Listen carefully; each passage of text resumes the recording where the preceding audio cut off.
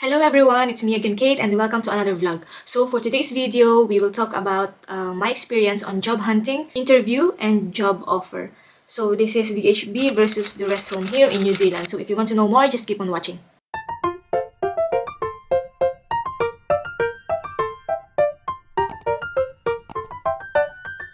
So congratulations! Finally, tapos na ang iyong competence assessment program and NZRN ka na. So what now? So here is the real challenge, the job hunting part. So before that, I will briefly discuss regarding our APC.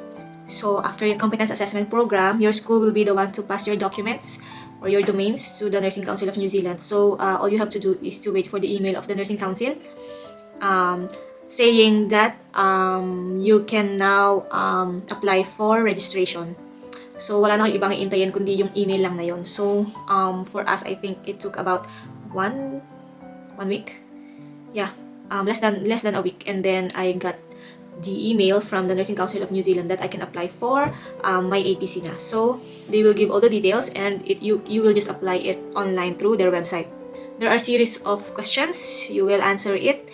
And then, you might need to provide the latest certificate of good standing if you don't have the latest one. So for example, you provided the certificate of good standing way back before and still that is not the latest one, meaning after you have provided that certificate of good standing, you are still employed and then gumana pa yung employment mo. So they need the latest one.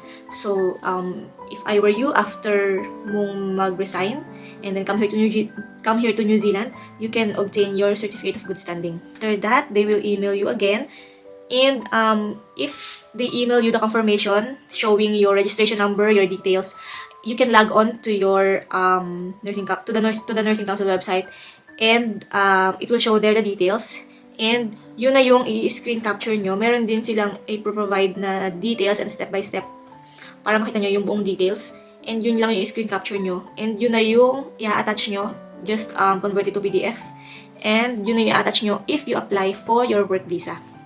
So, no more official certificate or whatsoever. So, hindi nyo na kailangan mag-wait para sa certificate. Yun lang, sapat na. I-attach nyo lang siya sa work visa application nyo. So, unang-una kong ginawa bago ako nag-apply, bago may mga employer na nag-invite sa akin for interview is I revised my CV. So, before, my CV was 2 pages, I think. Yeah. I revised it already before, but it is still a 2-page CV. And then, someone advised me, hi, Binibini Veronica, na pwede ko para i-concise yung CV ko, which is, naging 1 page lang siya. So, I will give you a sample. Here it is. And, you can use this template. Sapat na tong 1-page CV lang para makita ni employer na nandun na lahat. Kasi, Kiwi style CV, so gusto nila, napaka-concise lang na po yung pinasa kong CV. And, yung CV na yan, maraming tumawag sa akin dahil dyan sa CV na yan. The next step is, make a convincing cover letter. So, for your cover letter naman, I cannot give you my template because of course it is personalized. So, you can find ideas in Google as well. Doon lang din ako naghanap sa iba. And, show what you've got. Sabi ko nga kanina, convincing letter. So tell the employer why they should hire you and years of experience, what do you do. So yes, imagine niyo na lang na kayo yung employer. And ano ba yung mga things na gusto niyo mabasa para sabihin niyo na ay i-shortlist ko tong taong to. Then after that, everyday pass your CV. So, if target nyo talaga na magka-work agad, everyday, walang mintis yan, mag-pass kayo na mag-pass ng CV. So, here are the websites na binisit ko nung nag-apply ako ng work. Unang-una is si Kiwi Health Jobs. Yan. Bentang-benta talaga sa akin tong Kiwi Health Jobs na to. Lahat ng opening sa DHB, nandito nakapost. And then, Seek, Indeed, Trade Me, even Facebook Marketplace, meron din yan. Sila minsan nagpo-post din sila dyan. Eldernet for rest homes. And then, even sa Google, makaka-search din kayo dyan. So, if you have a preferred location or relatives here in New Zealand, that might limit your option of getting a job. Of course, syempre, kung meron kang relative sa Auckland, siguro, i-consider mo na sa Auckland ka lang maghahanap ng work. Which is, if urgently kailangan mo na ng work,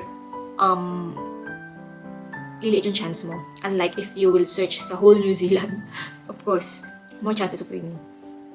Okay, so, pumunta naman tayo sa some of the interview questions that I encountered during my interview. So usually it is a panel interview via Zoom. Okay, so for me it's better na just take the interview via Zoom kasi some of the employer, they will ask you if you will available face-to-face interview or Zoom. So if they will give you an option, better to choose the via Zoom na lang. It is more convenient. Yun, for example, mag-e-effort ka pang pumunta sa isang place na yon, and lalo na malayo, and then hindi mo rin pala makakuha yung job na yon. So, sayang lang yung effort mo. Tapos, syempre, maglalaan ka ng one day para sa isang employer na yun. So, at least sa Zoom, pwede kang magpa-schedule ng ilang interviews in a day. Kung nagmamadali ka talaga makakuha ng work, di ba? Okay, so ito na nga yung some of the interview questions, especially for DHB. So, these questions are common interview questions naman. So, you can also search this sa Google. Okay? So, number 1 question is, syempre, tell us more about yourself. Syempre, para makilala ka ng employer, di ba? Alam naman natin yan. And then, what are your strengths and weaknesses? And then, if we will call your previous colleague, what do you think they will say about you? And then, most critical scenarios you encountered in your previous workplace, and then what you did doon sa scenario na yon, and then tell us what happened when you last do your delegation. So what exactly happened and what is the outcome, and then explain to us your experience when you had to precept a new staff. And then explain what happened when you had a difficult patient, and then how you handled it, and what did you do to de-escalate. Another question is the Treaty of Waitangi. So, alam mo dapat yan. Cultural safety. And then disparity between Maoris and non-Maoris. So, na-observe ko dito sa interview dito sa New Zealand, more on situational siya, more on your experience siya. So, their question is, your answer is always should be in the STAR method, which is situation, task, action, and recommendations. Always give examples and what happened based on your experience. So, palagi siyang ganun, which is for me, mas okay siya kasi yun naman talaga tinitingnan dito sa New Zealand eh. Your years of experience, syempre, kinoconsider nila yan, especially for DHBs. So, malaki yung points ng may mga malalaki ng experience. And yun yung itatanong nila sa interview. Mostly sa rest home, ganun din yung mga question, mga tell us more about yourself, syempre. And mostly kasi kapag rest home, ang work ng RN dito is more on charge. Siya yung charge sa shift. And then you have healthcare assistants. So sila mostly yung patient care. So RN in rest home will more on medications and dressings and assisting sa doctors, doctor rounds, ganyan. That's why mostly ang mga questions sa rest home is how handling conflicts between staffs, agitated patients, and then more on cases sa mga rest homes like UTI, yan, that is the most common. So, yun. So, another tip for me is, of course, huwag kang masasabak sa gera nang hindi ka naghanda. So, nakakahiya naman sa employer, and also masasayang lang yung time nyo pareho if mag-schedule ng interview and then hindi ka ready. Always do your assignment and research.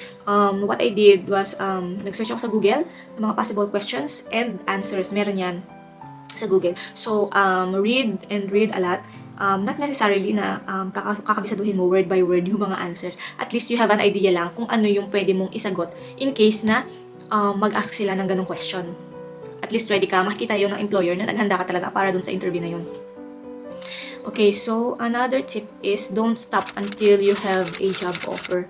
Okay, so yung iba kasi pag na-interview na, nag-stop na sila ng pag-apply, and then pag na-reject sila, doon lang ulit sila magpo-proceed. So don't stop until you have your official job offer. And then don't be afraid also to apply sa mga DHB. Important to kasi minsan yung iba yung thinking is, especially kapag konti lang yung years of experience nila, and then hindi specialty area, parang pinanghihinaan na sila ng loob, so minsan nagsisettle sila na rest home na lang muna ako, ganyan.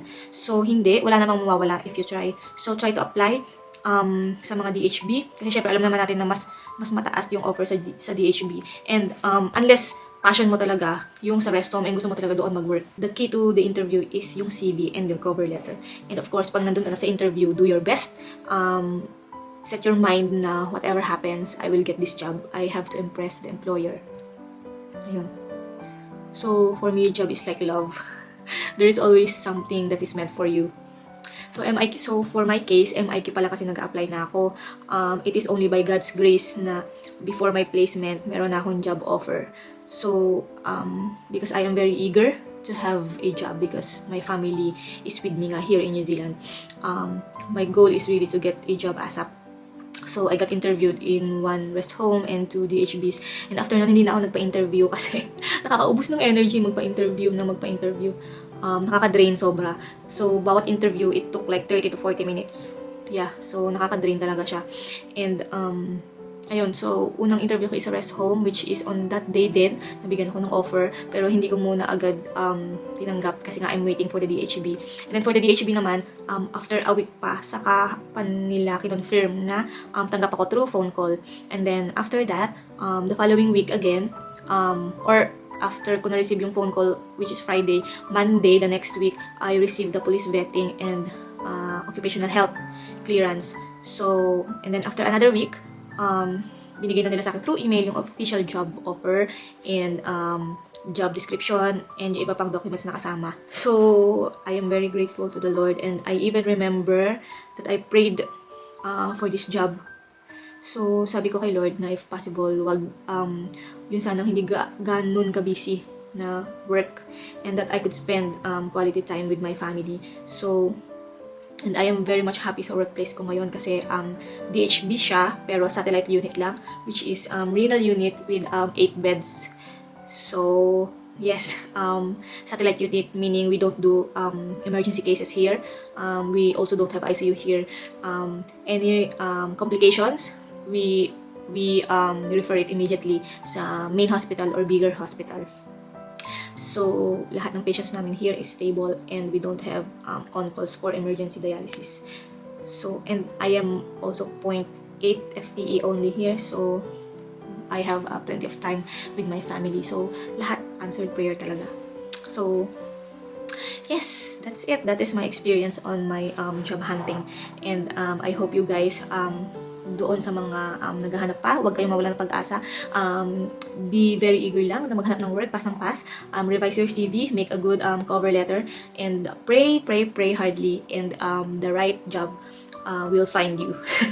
Ayun. So, I hope na-bless kayo sa video na to and nakahelp sa inyo.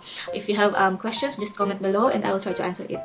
Okay, so see you again sa next video, which will be all about work visa application. So, see you again next time. God bless everyone and stay safe. Bye!